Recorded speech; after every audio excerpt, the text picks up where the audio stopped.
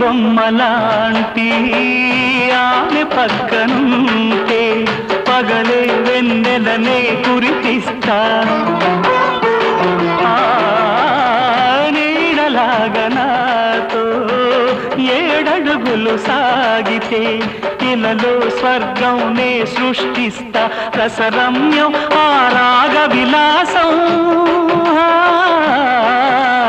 రసరమ్యం ఆ రాగ విలాసం వసివాడదు అది ఆ జన్మాంతం అందమైన నా ఊహల మేడకు ఆవిడమణి దీపం అంది అందని నాశలకు ఆమె ప్రతిరూపం ఆ తలపే నా ధ్యానం ఆ అభినవ దేవత నా ప్రాణం అందం